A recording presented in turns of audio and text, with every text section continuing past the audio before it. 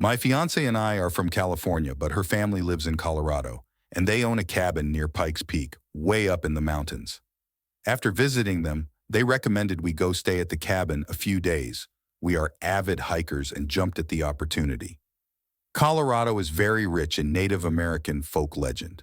Virtually every place you go used to belong to an indigenous community, and the few of them who remain keep the traditions and stories alive. Pikes Peak is no different.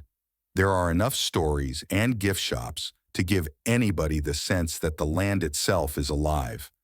I don't know if this has anything to do with what is happening, but maybe someone here is from Colorado and could help us connect the dots. Faye and I are currently at the cabin.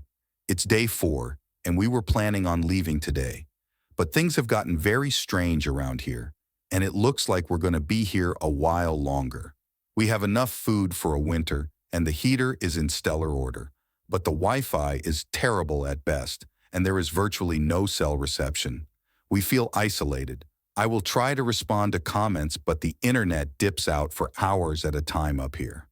The first weird thing that happened was the snow. There was no snow in the forecast, so we pack it light, but on first night here, just our luck. A blizzard pounded the whole area. My little Corolla is basically a brick of ice outside, and there's no way I'm going to try to make the 6-mile drive down the mountain to the town. I blame myself for trusting Colorado in spring. After a day, Thursday, of lovely hiking and sightseeing, some really unsettling stuff started happening. When we returned to the cabin just before dusk, we found an enormous dream catcher dangling from a tree about a dozen yards from the back door. This wasn't the kind you're imagining, the kind you buy from a novelty shop. This thing was made from twigs and twine, and it's about 3 feet in diameter. Absolutely humongous. Neither Faye nor I were stupid enough to touch it. We're veteran horror movie fans, and we know that's how you get cursed.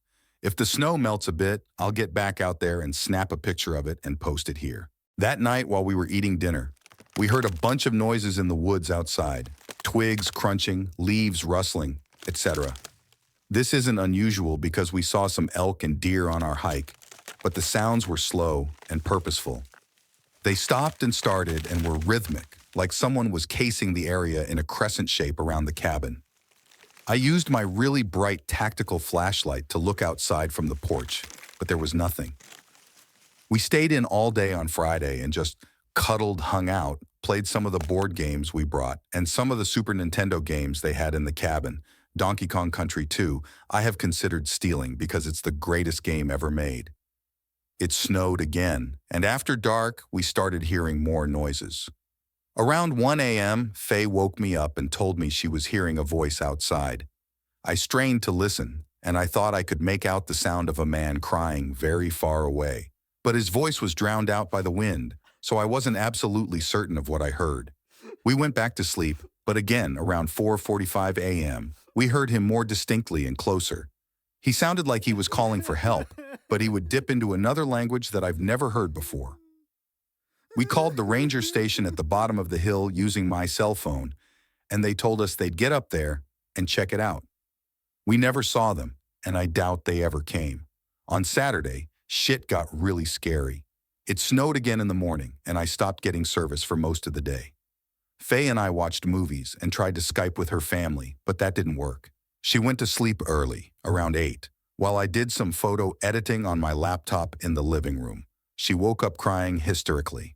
When I asked her what was wrong, she said she'd had a dream that she was lost in the woods outside, and something was following her. I cuddled with her until she fell back asleep, and eventually I drifted off too. Faye woke me up around 1 a.m. She was absolutely beside herself. I've never seen her so afraid in my life, and just the look on her face really unsettled me. She told me that she heard the man outside again, but she recognized the voice. She was absolutely convinced that it was her grandfather's voice, and that he was wandering around outside begging for help. Faye's grandpa died when we were seniors in college 4 years ago. I told her that she was dreaming, but then I heard the voice too. I never met the guy, so I wouldn't recognize his voice, but it did sound different from the night before. It sounded older. I had to do everything I could to keep her from running off into the woods looking for him. Eventually, she realized that the possibility of it being him was absurd, so we put a movie on at a good volume and fell back asleep. My cell phone wouldn't connect a single call. What happened last night, Sunday, was the thing that has sent me over the edge.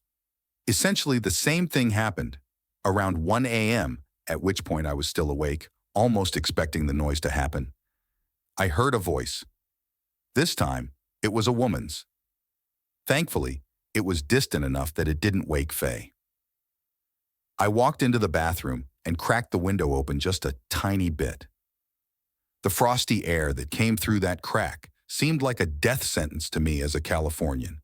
Nobody could survive outside for long in that, not without serious military-grade winter gear. And yet, someone was wandering the fuck around out there, stepping on twigs and crying. I am a reasonable, skeptical, sometimes arrogant agnostic, but I'm telling you, the voice sounded exactly like my mother's.